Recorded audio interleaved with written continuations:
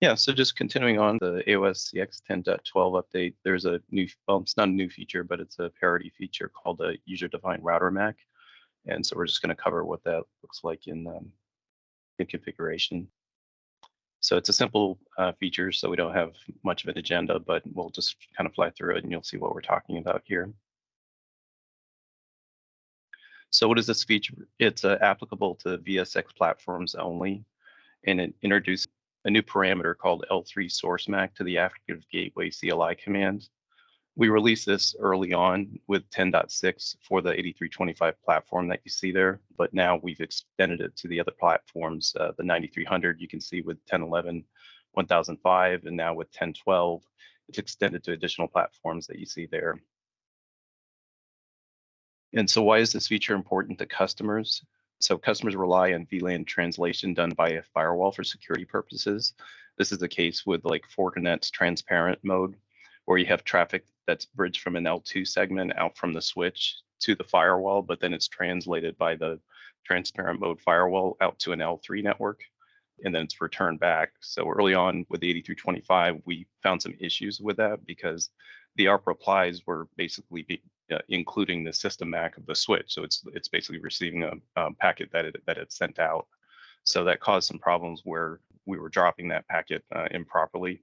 And so there was a couple of workarounds that we had, but none of them that were the correct fix for the problem. So the fix that we have is to introduce the active gateway VMAC address when forwarding the packet out of the switch, and you'll see what happens in the next example. So this is just a kind of a simple topology here. So we've got this network down at the bottom. It's a VLAN 100, I believe, connecting to this routed destination up here at the top of the diagram.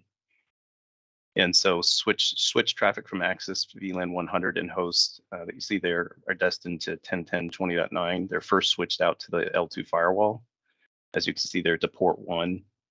And then the traffic arriving on that port, the firewall rules basically just decide if that traffic's going to be allowed or not.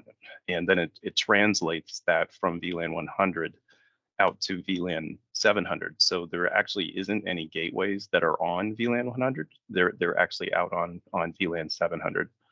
So when this packet comes in, we'll see that the source MAC, if you don't configure the feature, it'll use the source MAC of the switch itself. But what we actually need it to be forwarded is to use the VMAC that you see there. So this is what was happening before with the 8325. The packet would arrive, and again, since it's a packet with its own system MAC, it was dropped. So once the feature is enabled, it is allowed to be forwarded onto the original destination. And so what you'll see what it looks like in the configuration here. It's a very simple, obviously just one line parameter here that you specify for the active gateways that you have in configuration, and you just specify L3 source MAC, and that will include the VMAC that you see there. And so for troubleshooting, what you want to do, you just want to review the MAC address and the ARP entries learned on the ports to see what's happening with the traffic.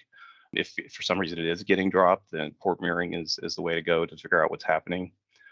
And you want to verify that the active gateway VMAC is used instead of the system MAC. So as you can see here, I had a simulated firewall using the translated VLAN. And so we can see that the bold address here is actually the system MAC of the switch that sent the packet. So this is what was problematic before.